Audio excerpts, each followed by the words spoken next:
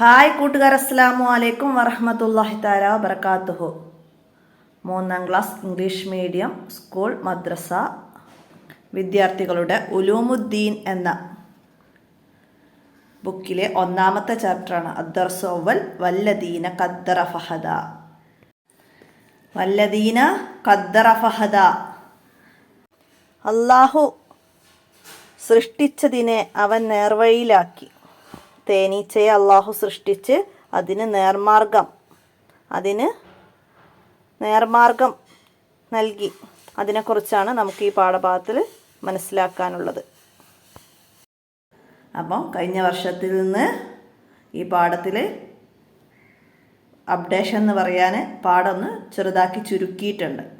ആ ചുരുക്കിയ ഭാഗമാണ് പാഠഭാഗത്തിൻ്റെ താഴെ ഇവിടെ ഒരു ബോക്സായിട്ട് പ്രത്യേകം കൊടുത്തിരിക്കുന്നത്. അപ്പോൾ ക്ലാസ്സിൽ അധ്യാപകർ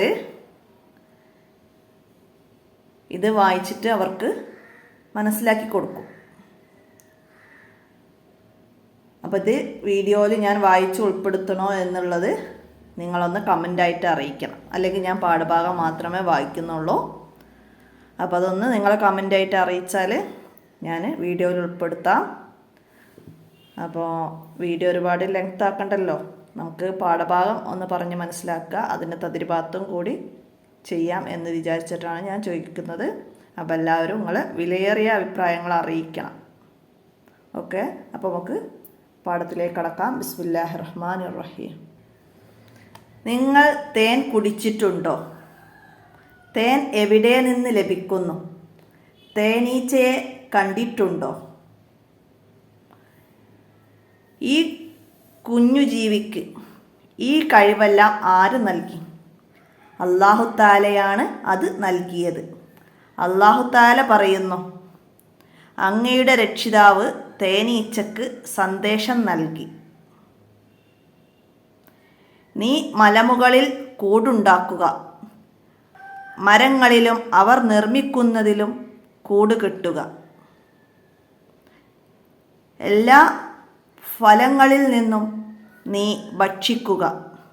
നിന്റെ നാഥൻ നിനക്ക് കീഴ്പ്പെടുത്തി തന്ന വഴിയിൽ നീ സഞ്ചരിക്കുക.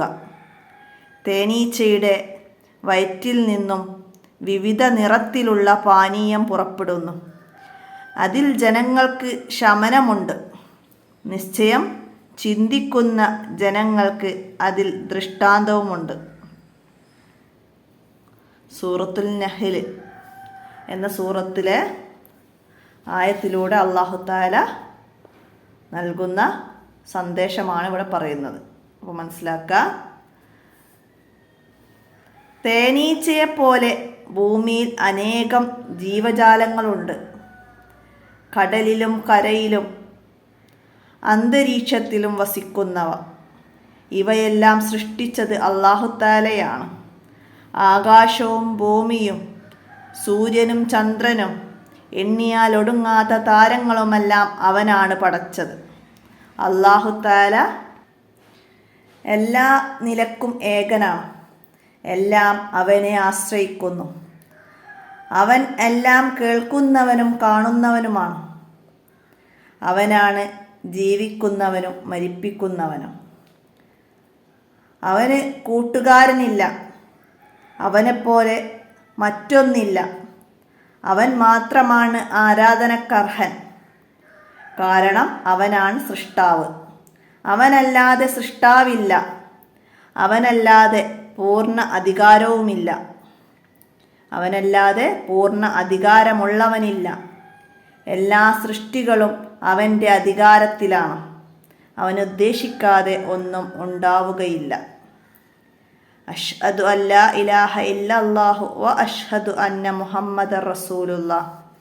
ആരാധനക്കർഹൻ അല്ലാഹു തആലയല്ലാതെ മറ്റാരുമില്ലെന്ന് ഞാൻ മനസ്സിലുറപ്പിച്ചു പറയുന്നു. മുഹമ്മദ് നബി സല്ലല്ലാഹു അലൈഹി വസല്ലമ അല്ലാഹു തആലയുടെ ദൂതനാണെന്നും ഞാൻ മനസ്സിലുറപ്പിച്ചു പറയുന്നു. അല്ലാഹു അഹദ്, അല്ലാഹു തആല ഏകനാണ്. അപ്പോൾ ഈ പാഠത്തെക്കുറിച്ച് ഒന്നുകൂടെ മനസ്സിലാക്കണമെങ്കിൽ ഞാൻ ഡിസ്ക്രിപ്ഷനിൽ മദ്രസ ബുക്കിൻ്റെ പ്ലേലിസ്റ്റ് അപ്ഡേറ്റ് ചെയ്യാം. അപ്പോൾ അതിൽ കയറിയാൽ 3-ാം ക്ലാസ്സിലെ 1-ാമത്തെ പാഠം ഈ വിഷയം തന്നെയാണ്. ആ പാഠത്തിൻ്റെ പേര് ഔഹാ റബ്ബുക ഇലൻ നഹ്ൽ. അപ്പോൾ ഈ പാഠത്തെക്കുറിച്ചിട്ട് വിശദമായിട്ട് ആ ബുക്കിൽ പറയുന്നുണ്ട്. അപ്പോൾ അത് ചുരുക്കിയിട്ടാണ് നിങ്ങൾക്ക് തന്നത്. അപ്പോൾ കൂടുതൽ മനസ്സിലാക്കേണ്ടവർ ആ വീഡിയോ എടുത്തൊന്ന് കണ്ടാൽ മതി. അപ്പോൾ ഈ പാഠഭാഗത്തിൻ്റെ തദ്രിബാത്ത് നിങ്ങൾക്ക് മറ്റൊരു ബുക്കിലാണ്, ദഫ്തർ തോലിബ് ഉലൂമുദ്ദീൻ എന്ന മറ്റൊരു ബുക്കിലാണ്. അപ്പോൾ നമുക്ക് പാഠത്തെ കൂടുതൽ തദ്രിബാത്തിലൂടെ മനസ്സിലാക്കാം. പാഠത്തിലെ കുറച്ച് വേർഡ്സുകളും അതിൻ്റെ ഇംഗ്ലീഷ് നെയിമുകളും നിങ്ങൾക്ക് ഈ പാഠത്തിൻ്റെ അവസാനത്തിൽ കൊടുക്കുന്നുണ്ട്. അപ്പോൾ അതൊക്കെ എല്ലാവരും വായിച്ച് മനസ്സിലാക്കുക. നിങ്ങൾ ഇംഗ്ലീഷ് മീഡിയം വിദ്യാർത്ഥികളായതുകൊണ്ടാണ് അത്. അപ്പോൾ അതൊക്കെ വായിച്ച് മനസ്സിലാക്കുക. ഇവിടെ തേൻ, ഹണി മനസ്സിലാക്കുക.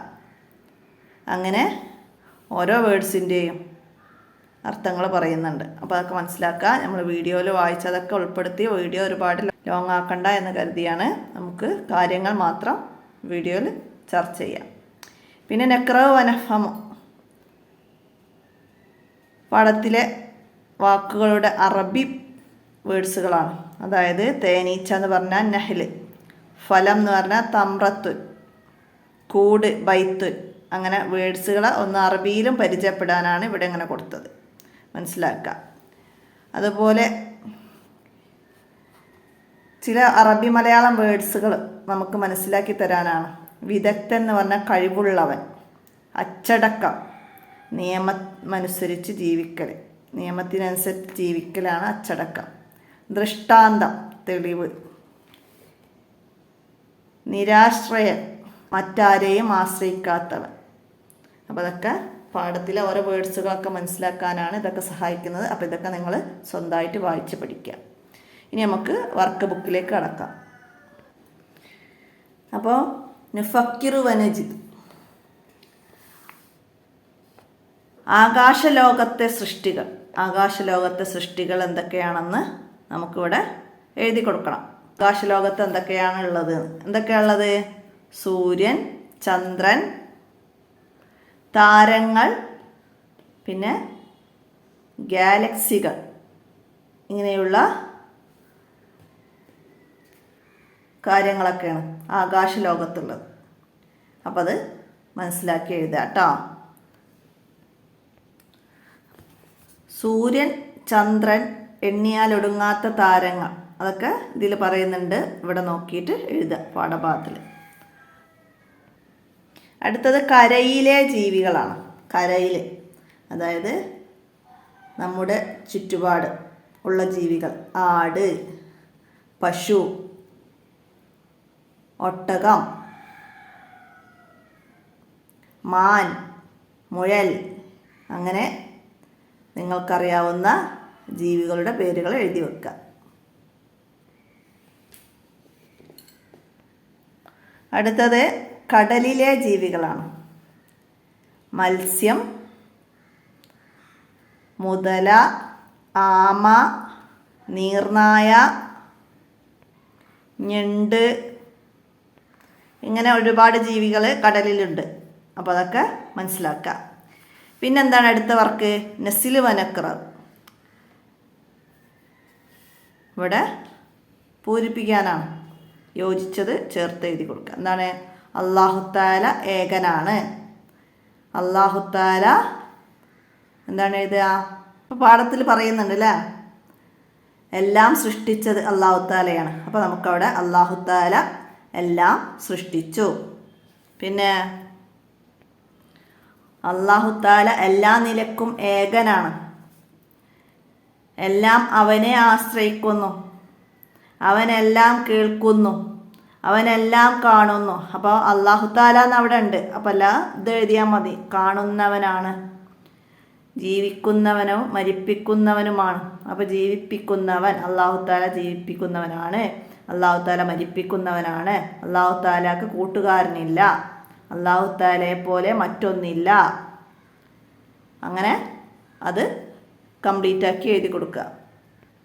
അടുത്ത ചോദ്യം വന്ന് അള്ളാഹു താല മാത്രമാണ് ആരാധനക്കർഹൻ, കാരണം എന്താണ് കാരണം? അപ്പം അത് എഴുതാം. എന്താ കാരണം? അവനാണ് സൃഷ്ടാവ്. ഇവിടുന്ന് അവനാണ് സൃഷ്ടാവ്, അവനല്ലാതെ സൃഷ്ടാവില്ല, അവനല്ലാതെ പൂർണ്ണ അധികാരമുള്ളവനില്ല, എല്ലാ സൃഷ്ടികളും അവൻ്റെ അധികാരത്തിലാണ്, അവനുദ്ദേശിക്കാതെ ഒന്നും ഉണ്ടാവുകയില്ല. ഇത്രയും കാര്യങ്ങൾ അവിടേക്ക് എടുത്തെഴുതുക. ആ ക്വസ്റ്റ്യൻ്റെ ആൻസറായിട്ട് എല്ലാവരും മനസ്സിലാക്കി പഠിക്കുക. അള്ളാഹു താലയെ കുറിച്ചിട്ട് 5 വരിയിൽ കുറയാതെ എക്സാമിന് എഴുതാൻ വന്നാൽ ഇത്രയും കാര്യങ്ങൾ മനസ്സിലാക്കി എഴുതണം. ഇതൊക്കെ എഴുതാട്ടോ. അതിൻ്റെ കൂടെ അള്ളാഹു താല എല്ലാ നിലക്കും ഏകനാണ്, എല്ലാം അവനെ ആശ്രയിക്കുന്നു, അവനെല്ലാം കേൾക്കുന്നു, ഇതൊക്കെ ഉൾപ്പെടുത്തിയിട്ട് നിങ്ങൾക്ക് മനസ്സിലാക്കി പഠിക്കാവുന്നതാണ്. അടുത്തത് അള്ളാഹു താലയുടെ 5 വിശേഷണങ്ങൾ എഴുതുക. അപ്പോൾ അള്ളാഹു താലയുടെ 5 വിശേഷണങ്ങളിൽ പെട്ടതാണ് നമ്മളിപ്പോൾ പറഞ്ഞ. അള്ളാഹു താല എല്ലാ നിലക്കും ഏകനാണ്, എല്ലാം അവനെ ആശ്രയിക്കുന്നു, അവനെല്ലാം കേൾക്കുന്നവനാണ്, കാണുന്നവനാണ്, അവനാണ് ജീവിപ്പിക്കുന്നവനും മരിപ്പിക്കുന്നവനും, അവന് കൂട്ടുകാരനില്ല, അവനെപ്പോലെ മറ്റൊന്നില്ല. അപ്പോൾ അത് അള്ളാഹു താലയുടെ വിശേഷണങ്ങളാണ്. അപ്പോൾ അത് മനസ്സിലാക്കിയിട്ട് അവിടെയൊക്കെ എഴുതുക. അടുത്തത് നാം ചെയ്യുന്ന 5 ആരാധനകളുടെ പേരെഴുതാൻ. നമ്മൾ ചെയ്യുന്ന ആരാധനകൾ, നമ്മൾ ചെയ്യുന്ന കർമ്മങ്ങൾ എന്തൊക്കെയാണ്? നിസ്കാരം, നോമ്പ്, ഹജ്ജ്, ഉംറ, സക്കാത്ത് കൊടുക്കൽ, ഇങ്ങനെ 5 കർമ്മങ്ങളുടെ പേര് നമുക്കവിടെ എഴുതാവുന്നതാണ്. അടുത്തത് തേനീച്ചയെക്കുറിച്ച് ഒരു കുറിപ്പ് എഴുതാനാണ്. അതായത് നൊയ്ദ് ഫിക്ര എന്ന് പറഞ്ഞാൽ ഖണ്ഡികയാക്കിയിട്ട് എഴുതണം. തേനീച്ചയെ കുറിച്ചിട്ട് നമ്മളൊരു കുറിപ്പ് എഴുതണം. അപ്പോൾ പാഠത്തിൽ തേനീച്ചയെ കുറിച്ചിട്ട് എന്താ പറഞ്ഞത്? അപ്പോൾ പാഠഭാഗത്തിൽ അതിനെക്കുറിച്ച് കൂടുതലായിട്ടൊന്നും പറയുന്നില്ല. സൂറത്ത് നഹ്ലിൽ വന്ന കാര്യം മാത്രമേ പറയുന്നുള്ളൂ. നമുക്ക് താഴെ തന്ന ഈ ബോക്സിൽ തേനീച്ചയെക്കുറിച്ച് പറയുന്നുണ്ട്. അതിൽ നിന്ന് നോക്കിയിട്ട് നമുക്കവിടെ കുറിപ്പ് എഴുതാം. എന്താണ്? തേനീച്ച ഒരു അത്ഭുത ജീവിയാണ്. നാനാവിധ പൂക്കളിൽ നിന്നും തേൻ നുകർന്ന് ഔഷധ ഗുണമുള്ള തേൻ അതുണ്ടാക്കുന്നു. അതിൻ്റെ കൂട് വലിയ ഒരു അത്ഭുതമാണ്. ഏറ്റവും മെച്ചപ്പെട്ട മെഴുകുപയോഗിച്ച് ഏറ്റവും കൂടുതൽ തേൻ ഉൾക്കൊള്ളുന്ന അറകൾ അത് നിർമ്മിക്കുന്നു. വിദഗ്ധരായ എഞ്ചിനീയറെ തോൽപ്പിക്കുന്ന നിർമ്മാണം. തേനീച്ചക്ക് വഴിതെറ്റാതെ സഞ്ചരിക്കാൻ കഴിയും. പൂക്കൾ വിടരുന്ന സമയവും പൂക്കൾ സ്ഥിതി ചെയ്യുന്ന സ്ഥലവും കണ്ടുപിടിക്കാൻ അതിന് സാധിക്കും. അവയുടെ കൂട് മികച്ച ഒരു ഭരണകൂടമാണ്. നേതാവും അനുയായികളും പരസ്പരം സഹകരിച്ച് ജോലി ചെയ്തു അച്ചടക്കത്തോടെ ജീവിക്കുന്നു. അപ്പോൾ ഈ ഭാഗം അവിടെ എഴുതിച്ചിട്ട് നിങ്ങൾക്ക് ആ ഖണ്ഡിക പൂർത്തിയാക്കാവുന്നതാണ്. പിന്നെ അടുത്തത് എന്താ വന്നത്? ഉറുമ്പുകളെ നിരീക്ഷിച്ച് ഒരു കുറിപ്പ് എഴുതാനാണ്. അപ്പോൾ നമുക്കിവിടെ എന്ത് എഴുതാം? ഉറുമ്പുകളും തേനീച്ചകളെ പോലെ ഒരു അത്ഭുത ജീവിയാണ്. അവ കൂട്ടത്തോടെ സഞ്ചരിക്കുന്നു. അവർ കൂട്ടത്തോടെ സഹകരിച്ചും സഹായിച്ചും കൂടുകൾ നിർമ്മിക്കുന്നു. ഒരു കൂട്ടിൽ 100 മുതൽ ലക്ഷക്കണക്കിന് വരെ ഉറുമ്പുകൾ കണ്ടുവരുന്നു. മധുര പലഹാരങ്ങൾ, വിത്തുകൾ, ചത്തുപോയ മറ്റു പ്രാണികൾ എന്നിവയാണ് ഇവയുടെ പ്രധാന ആഹാരം. അത്ഭുതപ്പെടുത്തുന്ന രീതിയിൽ ഉറുമ്പുകൾ സാമൂഹിക ജീവിതം ഐക്യത്തോടെയും ചിട്ടയോടും കൊണ്ടുപോകുന്നു. ഇവയുടെ സൃഷ്ടിപ്പും പ്രവർത്തനങ്ങളും മഹാ അത്ഭുതങ്ങൾ തന്നെയാണ്. അപ്പോൾ ഇത്രയും എഴുതിയിട്ട് നമുക്കവിടെ വർക്ക് കംപ്ലീറ്റ് ചെയ്യാം. ഇനി പാഠത്തിൻ്റെ അടിയിലേക്ക്, അപ്പോൾ ഇത് ഫോണിൽ എഴുതി ഇട്ടതാണ് ഞാനിവിടെ എഴുതിയത്.